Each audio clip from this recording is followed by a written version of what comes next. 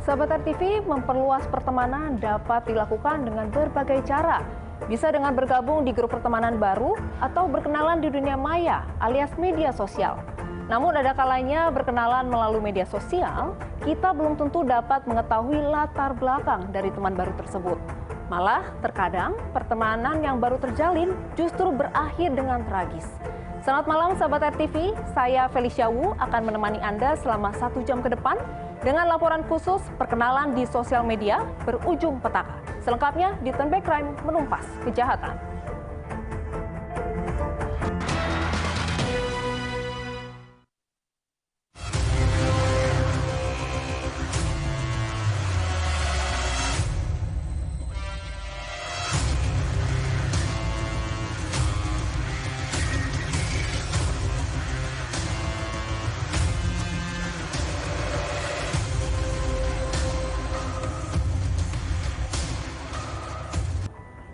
Sahabat RTV, ketenangan warga Kelurahan Kejaksaan Pangkal Pinang, Bangka Belitung pun terusik saat sesosok jasad yang kondisinya sudah membusuk ditemukan dalam karung di sebuah rumah penginapan.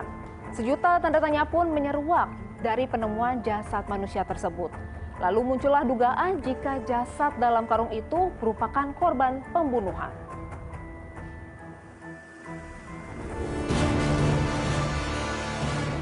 Sabtu 14 November 2020 jadi hari yang tidak akan dilupakan bagi warga Kelurahan Kejaksaan Pangkal Pinang, Bangka Belitung. Pasalnya warga sekitar digegerkan dengan penemuan jasad dalam karung di sebuah rumah penginapan di kawasan Kacang Pedang. Jasad pertama kali ditemukan seorang petugas kebersihan yang curiga dengan bau busuk dari dalam salah satu kamar di penginapan tersebut. Bang, abang sebelumnya udah pernah belum membersihkan infonya kan udah seminggu nginep? Belum ada seminggu, baru beberapa hari. Cuman kalau misalnya ada karung juga kan kita nggak curiga entah itu barang gudang atau apa. Terus kecurigaan awal bisa abang masuk situ? Bau sama lalat. Bau sama Lalat hijau banyak yang bang.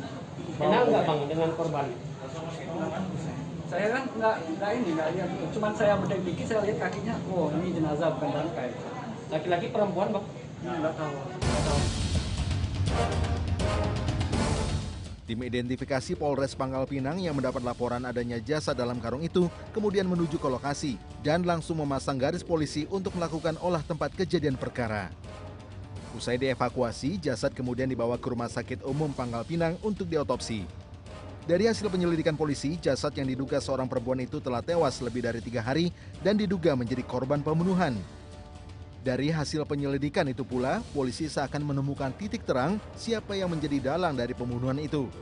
Polisi pun langsung melakukan pengejaran terhadap terduga pelaku.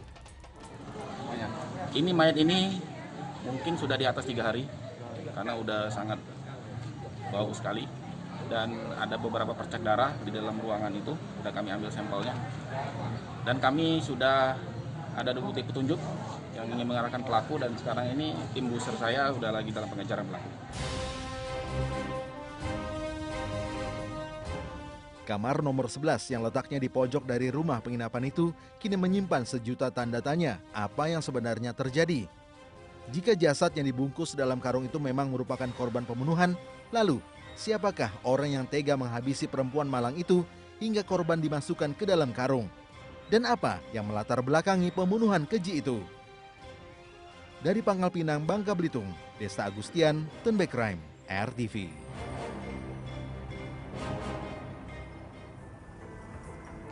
Setelah melakukan penyelidikan, polisi akhirnya berhasil mengungkap siapa dalam pembunuhan perempuan yang dibungkus dalam karung itu.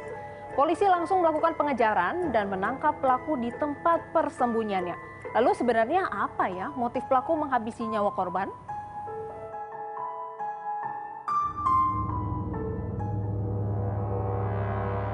Teka-teki jasad perempuan dalam karung yang ditemukan di sebuah rumah penginapan pada Sabtu 14 November 2020 lalu di kawasan Kacang Pedang, Pangkal Pinang, Bangka Belitung akhirnya terjawab. Identitas jasad tersebut adalah seorang perempuan 29 tahun bernama Ayu Clara. Korban yang sudah membusuk karena diduga telah tewas lebih dari 3 hari itu diduga kuat menjadi korban pembunuhan. Penyelidikan dan olah tempat kejadian perkara aparat Polres Pangkal Pinang akhirnya membuahkan hasil dengan melacak keberadaan pelaku. Setelah sempat buron selama 7 hari, pelaku pria 31 tahun bernama Abdullah Yahya diringkus di rumah keluarganya di Dusun Talang Batin, Kecamatan Padamaran Timur, Kabupaten Ogan Komering Ilir, Sumatera Selatan. Dalam perjalanan ke kantor polisi, pelaku Abdullah Yahya mengaku bahwa ia baru 1 hari berkenalan dengan korban melalui aplikasi pesan. Keduanya pun sepakat bertemu di salah satu rumah penginapan pada Selasa 10 November. Dari pengakuannya kepada polisi, pelaku nekat membunuh Ayu Clara karena ingin menguasai harta korban yang sehari-harinya menjadi pengemudi ojek daring. Untuk mengelabui korban, pelaku pun mengiming-imingi ingin menikahi korban. Nah, udah bapak kontrakan itu, tadi katanya aku balik dulu. Iyalah, HP aku katanya, iya bawa lah kataku. Pas dia nak balik, jangan dulu lah balik kataku, bentar lagi kataku. Nah, HP langsung tutup sama bantal pak muka dia pak. Iyalah, berarti dia itu duduk di kasur namanya. Iya pak, di kasur pak sama aku pak. Pernah kau sebelumnya ketemu sama dia? Belum pak, baru sekali itulah. Apa ini yang kau janjikan ke dia sehingga dia galak datang ke kontrakan tuh? Ke ini? Kami tuh nak nikah pak. Hah? Nak nikah katanya. Kata kami, mau gak kata kakak nikah sama aku? Lantaran berusaha melawan saat hendak ditangkap, polisi terpaksa melumpuhkannya dengan menembak pelaku di bagian kaki. Selain menangkap pelaku, polisi juga menyita sejumlah barang bukti berupa karung, sepeda motor, dan telepon genggam milik korban. Berdasarkan keterangan polisi, tak lama setelah perjumpaan antara Yahya dan Ayu, secara tiba-tiba pelaku merampas telepon genggam milik korban. Korban pun sontak berteriak dan membuat pelaku panik, lalu langsung menganiaya korban hingga tewas. Jadi motif utama awalnya adalah mengambil barang-barang milik korban. Karena hal itu diketahui oleh korban kemudian berteriak minta tolong, sehingga tersangka panik.